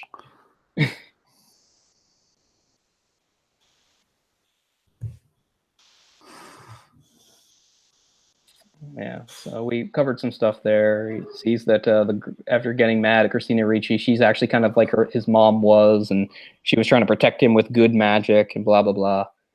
And now he's seeing a real culprit. What's her name? The Van Tassel woman or whatever. Or she married into the Van Tassels. She's not really a Van Tassel, she married into. But anyway, she's the other twin. And she's the one that's been controlling the horsemen. And she's been seducing people. Because that was her when he first arrived at the house and somebody in the shadows is making out. That's her. She's like making out with some guy. Oh, it's part of the plot too. Like I forget, we haven't paid total attention to this, but there's a few people she has to seduce and get to do various things for her and stuff.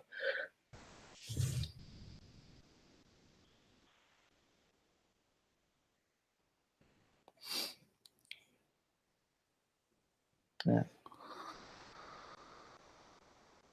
That one looks way older than Christina Ricci, the other one, the other sister.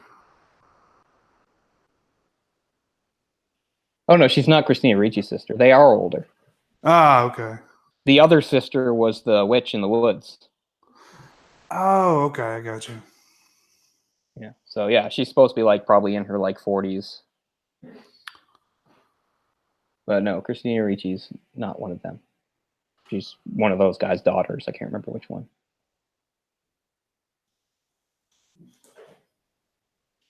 And then she says something like, "You are bewitched by reason," or something. He says, "I am beaten down with it."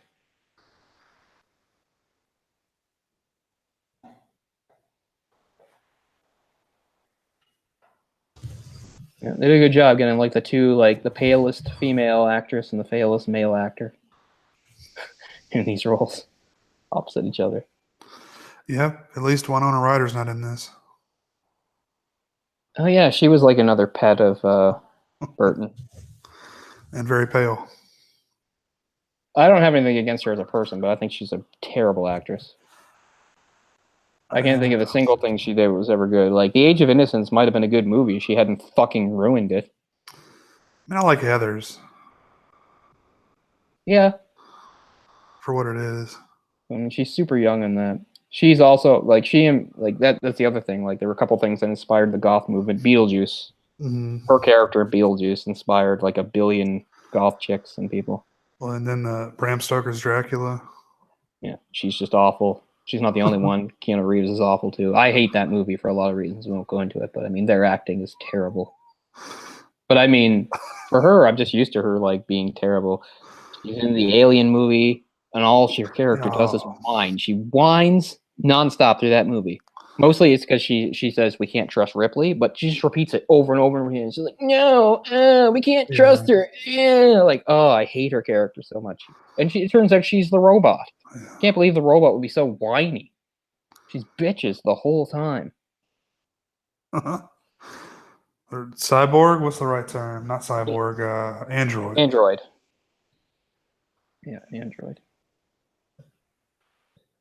So I seem to have a free preview of AMC. So of course they're showing all their crappy commercialized, edited horror movies this month, and they showed a couple. They showed the 2005. I didn't have time to watch them. I was doing other stuff, but they showed the 2005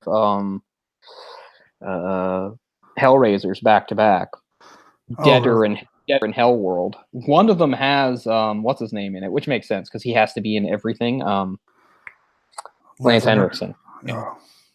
Like it makes perfect sense. Of course, Lance Henriksen's in a Hellraiser. I mean, he has to be. He's in Terminator and Aliens and Predator and Pumpkinhead and Scream. He has to be in all these things. But I didn't watch either. I saw like a couple minutes. One of them is like about like this weird like role-playing game or something. I don't know what the other one's about. Wow, so it totally didn't start out as a Hellraiser script. No, if you like look on the Wikipedia page, you can find that like half of them did and half of them didn't. It'll tell you. So weird. That's so weird. It's I don't even know why 2 came out in the same year. Like for instance, the last couple years, the only reason any came out was to renew the license. It was so they wouldn't lose it, and that's why the only reason why some of those movies were turned into Hellraiser movies. It's like, oh, we don't want to lose the Hellraiser thing because we might do something with it someday. So we'll just scratch that out, call it Hellraiser, stick Pinhead in, and call it a day. But I have no idea why 2 came out in the same year. Yeah, I didn't realize that. I thought that was the case too. Especially the new one. That's why they did the new one. Yeah. This is a pretty cool attack on the church. Like, he can't enter sacred ground or whatever. So he can't cross the threshold. But that doesn't mean he can't figure out a way to kill somebody. Shoot his horse. Yeah, his horse is as demonic as he is. Demonic. It's what you always see people do that. Like in Game of Thrones, they do that a lot. People always, oh, not the horse. Like, yep, that's exactly what they did too. Yeah, I mean, I understand it. Like, I mean, I wouldn't want to hurt a horse either, but you understand it's a tactical advantage. Right. You do what you got to do in war. Like, I feel bad. The horse didn't want to fight a war. But like the Dothraki, like just chop a leg off, Yeah. There's a weird part here where he gets clonked on the head. This looks so... Yeah, there we go. People turning on each other. The horseman's here for you. So they're in a church. He takes a wooden cross and bludgeons the guy with it. Good Christians. Yeah. He's like, I can work with this. Let's see here. Okay. Give me a piece of fence, a very sharp piece of fence. And just tie it to my rope. Every good horseman has a rope. So it's like a javelin now. Yeah. Got him. Oh, that's what. You don't stand in front of windows. And I like this too, because the fence lines it up perfectly from chop the head off. Like, oh, how convenient.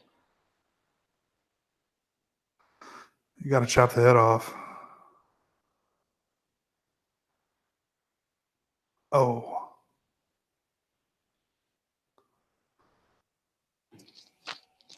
This is back when... There's like the 15th person fainting. Yeah. Back when women couldn't handle anything. They're the fairer sex. I can give her a pass. Somebody was beheaded. Yeah, but she just saw somebody get bludgeoned to death and someone get shot in the face and... Yeah. Eh.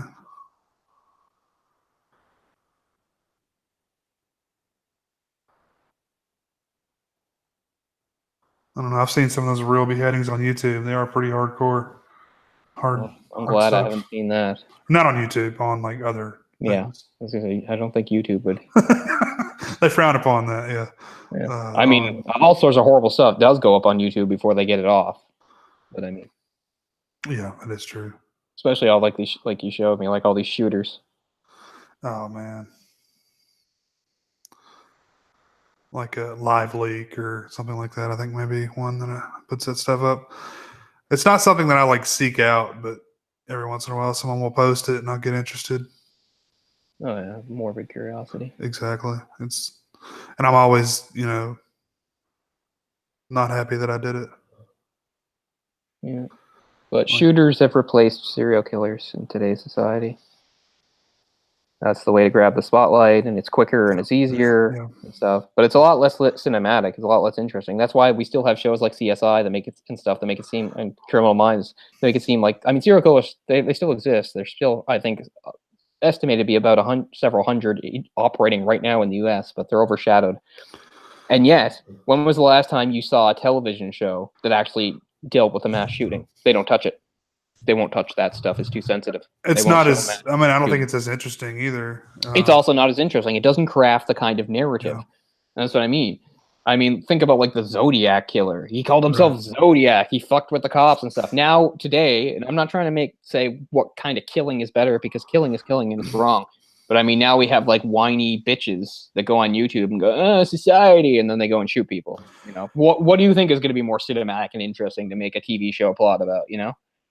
Well, it's probably a lot easier to pull off, killing 10 people at one time versus, killing 10 people over the course of a few years or whatever. Yeah, it's really been on the decline, the serial killer. And I mean, some of it is simply because we've actually gotten better at tracking them, forensics and stuff. Oh, yeah. But like the 70s was when it exploded. The 70s was when it came out. And the 80s was the absolute height of it. And then in the 90s, it started to come down. Nowadays, it's much further down because, now if you want to like make a statement and kill people, you do a mass shooting. Yeah. I mean, DNA evidence is going to get to where it's going to be virtually impossible. Mm-hmm. But I mean, there's still always going to be the more classic serial killer for the sexual component. Mass killers can't, mass shooters can't rape anybody. That is true. Yeah. I guess they could. They'd probably have to be quick. It'd be pretty tough to pull off.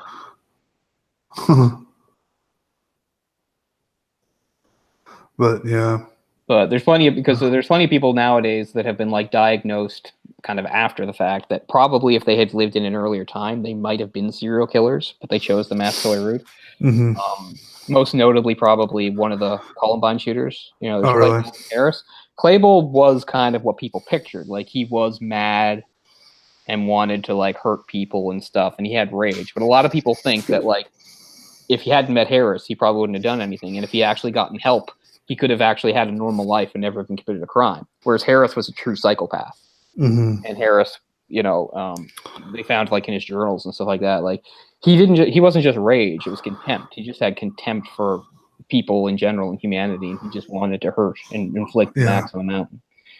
And he wound up being with Klebold, and he kept him under wraps because they planned this for over a year, right? Wow, I didn't realize that. Yeah, they did. So there's a lot of misconceptions about Columbine, and the main one is probably the whole idea of like it being a school shooting. And it's true, it inspired lots of school shootings, but the actual root of it wasn't the same root of other school shootings, because really it was, at least in Harris's case, he was not unpopular. He even had a date to the prom. He wasn't mad at a society that was like looking down on him. He was actually well accepted in society. He was good at hiding who he really was. It was just deep down, he was a psychopath who wanted to hurt and stuff. So, and also they had a much grander plan. I know you knew that. They set bombs, the pipe bombs. The pipe bombs didn't go off, luckily. Otherwise, that would have killed. Because the plan was to start shooting, force the people out, and as they were running, set off the bombs. But they wanted to keep going. And they even talked about getting a plane and crashing it. They wanted to kill the maximum amount of people.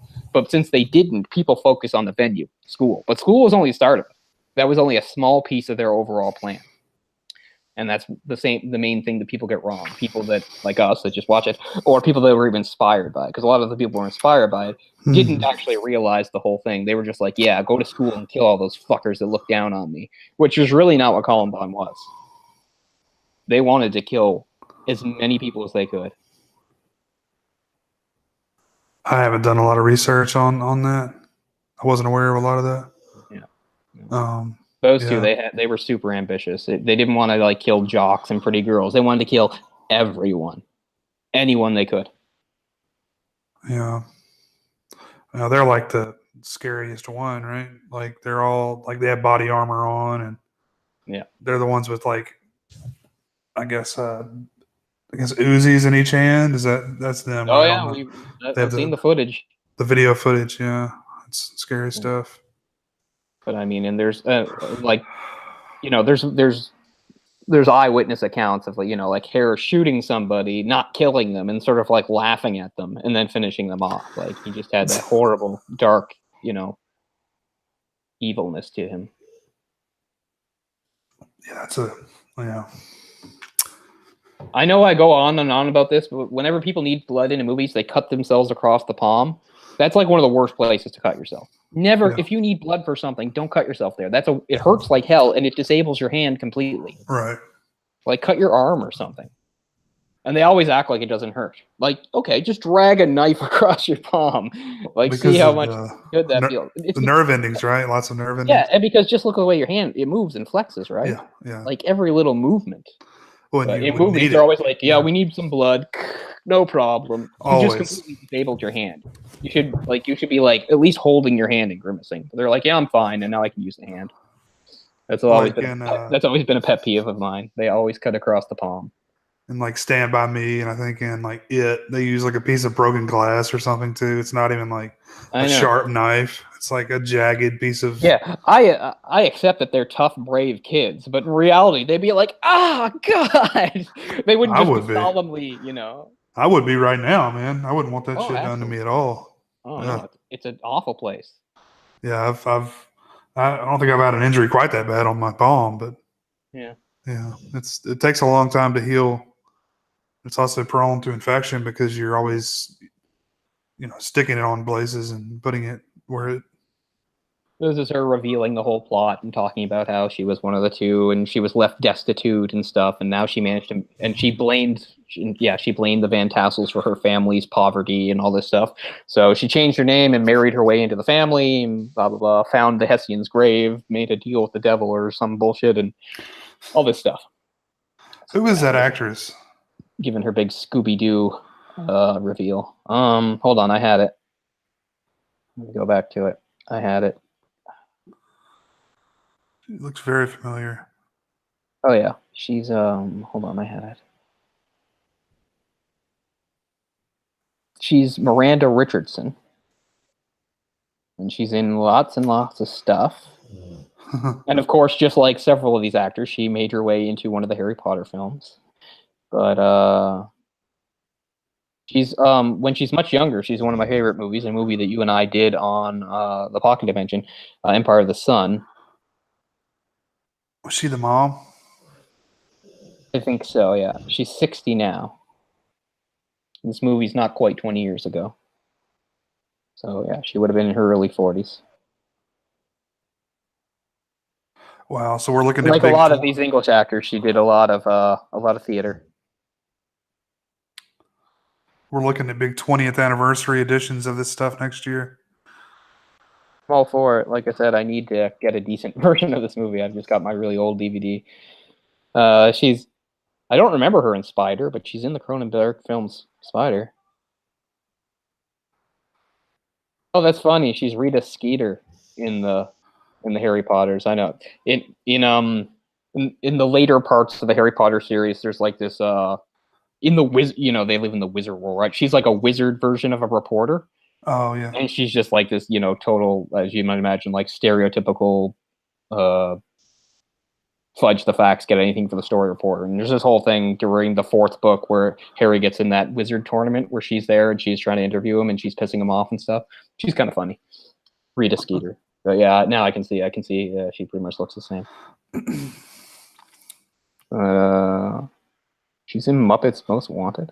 Really. Yeah, she's never been like a leading person. She's all over the place, but she's never had like big important roles. Yeah, very busy, but not really any leads. Yeah. She was in The Crying Game. Don't remember that either. I actually haven't seen that. That's been on my list for a while. It's certainly worth seeing. I mean, I know the twist or whatever. Yeah. But I mean, and that's what really makes the movie interesting, honestly, because at first it just seems to be a movie about like people's lives being messed up by the troubles and the IRA and stuff, and then it takes this turn and it becomes about that. It's very interesting. But as I've said, Forrest Whitaker being in it really throws me off. Oh wow. If you think of Irish guy, you don't think of Forrest Whitaker. I know there are black Irish people. It's not because he's black. It's because he's Forrest Whitaker. Wait, is he doing an Irish accent? Yeah. Oh, great. In his weird whispery voice. He's he's pretty awful in The Last King of Scotland too. I love Forrest Whitaker, don't get me wrong, but yeah. He's cool. I mean, he's had his moments. Or what about in Species? I don't even remember. He's like a psychic or something. A burning windmill. I always love that image.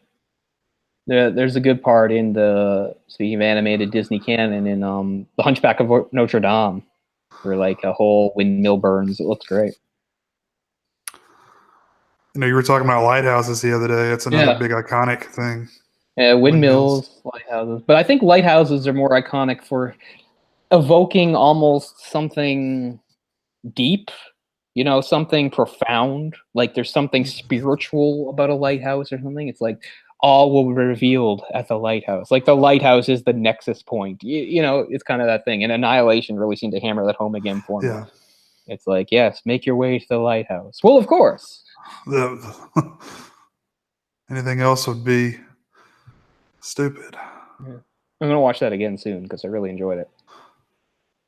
I don't know that it's available. It may be on my Netflix. I'm not sure. It's on my Netflix. That's how I wound up watching it. It should be. Hell, it played the entire world on Netflix. Yeah, it only got a theatrical release in North America and China. And now a good old-fashioned carriage chase through the haunted woods.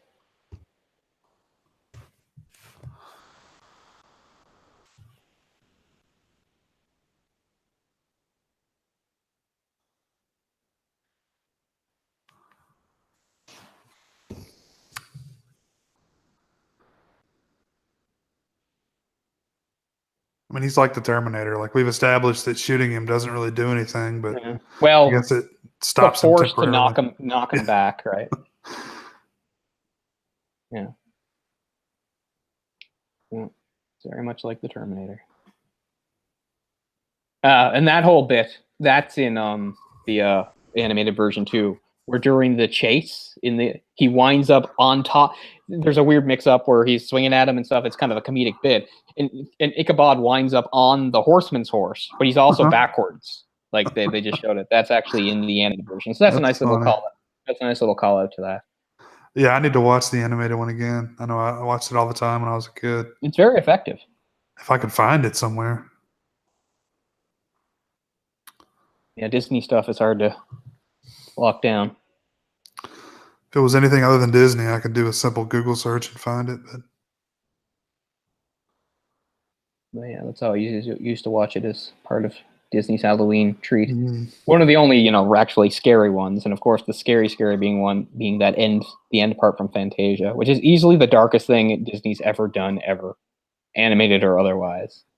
That whole night on Bald Mountain thing, like, it is so demonic and full of religious symbolism and stuff. It's amazing. I mean, it's 1940. I love Fantasia. That's one of my favorite things ever. I think Fantasia is a fucking masterpiece. Yeah, they re-released Fantasia in like 86, 87, something around in there. Yeah. And a good friend of mine, he like ran out of the theater screaming during that part, so which is totally understandable. Yeah. Fantasia is yet another thing that I think, modern audiences won't appreciate because they'll be bored by it. I wouldn't think so. They'll just be like, oh, nothing's happening. It's just a bunch of music and stuff. I mean, plus the part with like the mop and the bucket and the hat. Like that's always been the most iconic part, even though it's probably the least interesting. Yeah. I mean, it's fine. I mean, I get it. It's iconic because it's Mickey, right? It's a pure Disney thing, whereas the other things were like various adaptations of stuff, like the Dance of the Sugar Plum Fairies in there.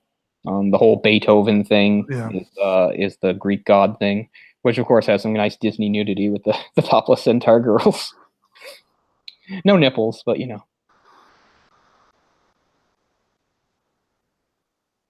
Oh, I love that line. Run and jump and skip. She's truly mad.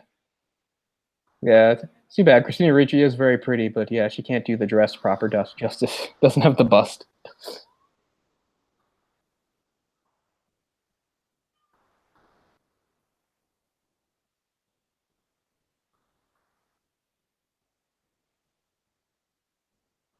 How often has this been used in movies where like you were shot in the heart and you had something that somebody gave you covering it? It's in like so many things. Something that they foreshadowed early on. Yeah. And it stops the bullet. Very much at least in 1799, it makes sense that maybe the bullet got stopped because bullets weren't that powerful. Yeah. But like with a modern handgun, it's like your Bible is not going to protect you from a modern handgun with like a steel jacket bullet or whatever. I wouldn't think so. Yeah, but I don't know. Horseman, I have your head. That's what you want, right? That's all I want. All I want is my head. Thank you. I can be my handsome self again with my crazy teeth, which don't look filed down until it goes on his head. And here comes some more not so good effects. Yeah. But yeah, this whole bit is just like Reptile. Okay. That's how Reptile like comes together, except it's a whole body, not just the head. I like how they can't like finish it off. So Christopher Walken's just going to go off camera and then come up. Wait for it. Oh, wow. And there. Oh, video for fake outs. I guess it takes longer than I remembered. I was going to say that almost looked like Large Marge for a minute there, but you haven't seen Pee-wee's Big Adventure. No. You wouldn't get that reference. I've heard the name, but I don't know who it is.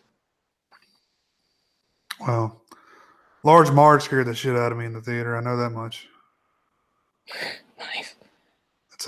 They made a new Pee-wee movie and released it to Netflix like last year, didn't they? Mm-hmm.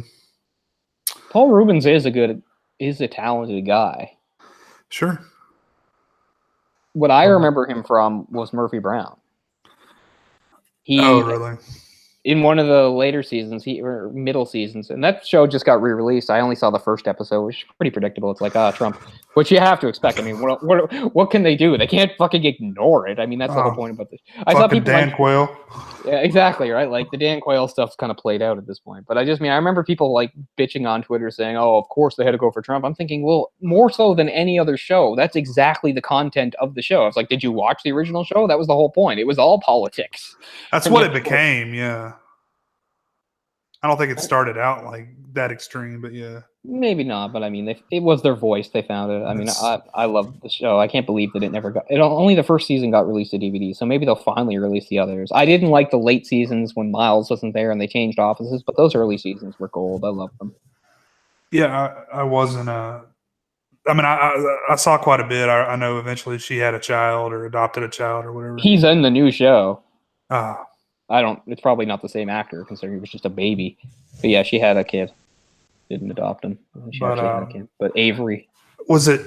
I know the running joke was that she always had a different secretary in every episode. And that's where Paul Rubens comes in, because eventually they got to a point where he was a recurring secretary because he was actually very efficient. Okay. Because he was Andrew. He was super efficient, but he was also super creepy and obsessive. And he was really good and memorable. So yeah, eventually it got to a point where they had a recurring secretary for a while. And he was really great, but eventually he just started going like nuts. But he was really funny. But yeah, in the first one they had like Hillary Clinton or something. Whatever. Okay, I get it. Get it out of the way. But it's one of like the only shows I'm happy to see come back. I'm not a fan of any of that stuff. Got the revamping it like here's the only sunlight you see in the entire movie. Oh just yeah, a little bit of sunlight. It's still not a completely sunny day, but that's as sunny as it gets. And some breaking through the clouds there, as it should be. They're redoing the Roseanne show without Roseanne. Fine, I guess. Is the Connors? I mean, it's already come out and had a few episodes. I had no idea the original show was a big deal. I didn't know people liked it that much. It did very well. Yeah. See, I had no concept of that. I just thought it was one of many. I didn't know it was like a big deal at all. Yeah. So yeah, when they announced they were making a new one, I was like, did people care about it? But yeah, I guess they did. It's another show I never ever watched ever. I've never seen an entire episode ever. I've seen here and there. Oh yeah, I think I've seen probably every episode of the original run. No, I don't even know what the setup is, except that I guess they're more of a realistic family and that they're not like affluent or anything. I guess that was the thing. Blue collar, more of a blue collar family. With maybe some lowbrow jokes, kind of like Married with Children would do. Exactly. Yeah. Exactly. It's there we go. And they move back to New York and they're happy forever. I don't know. That movie has its cheesy moments, but I still really like it. I mean, I like I said, I think it's all of Burton's strengths. Yeah. On display in the movie with the perfect sort of subject matter. It's gothic and bleak and spooky. It's a period piece. It's about Johnny Depp right at the perfect time in his career to play that kind of character, looking pale and tragic and stuff. The Danny Elfman la la la la music and stuff. It all fits very well. I don't really care that it's Christopher Walken. It could be anybody really. I mean, it's kind of cool that it's Christopher Walken. I'm sure he enjoyed the role, just going and swinging a sword around. Yeah, he doesn't have to spend a lot of time memorizing his lines. Yeah. No, I've always liked that movie. It's always a big November tradition. I don't mind that we did it a bit early here, though. I'll probably just watch it again. It's usually like a movie I watch about a week or two after Halloween because I really like having it mirror what's going on outside. But yeah, Sleepy Hollow. I've just always really dug the story. I've dug the original story, and I've always, like I said, I was imprinted on me at an early age from the Disney short, which I like very much. But yeah, Washington Irving. I always thought he's one of the first important American writers.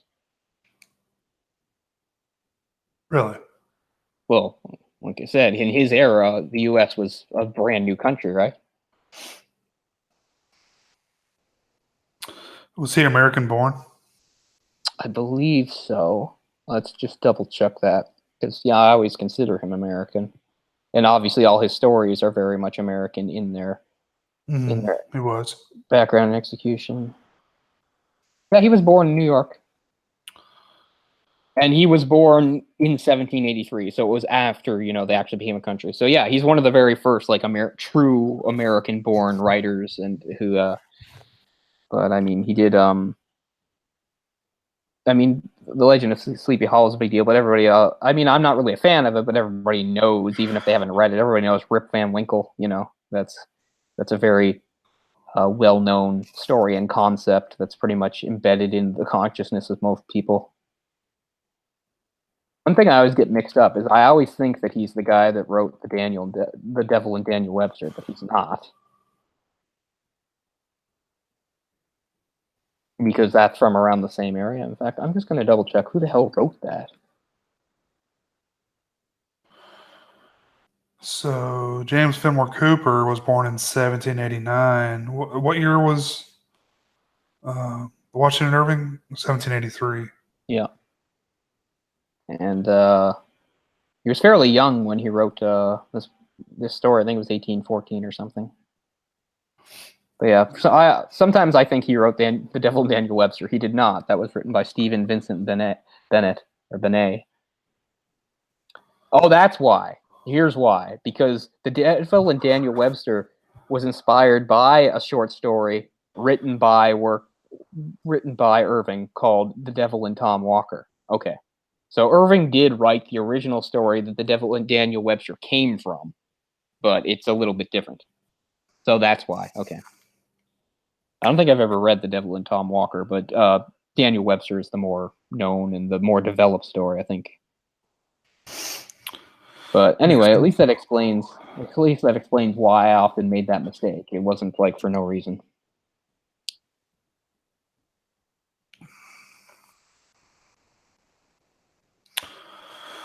Well, we thank you guys for watching, and we'll, I don't know, try to get a few more of these out before Halloween. I don't know. Yeah, it's kind of hard to do. Tonight's Sunday. Yeah, I've already booked up on Tuesday, so we got a show on Tuesday. So I don't know. I assume you're busy on Halloween.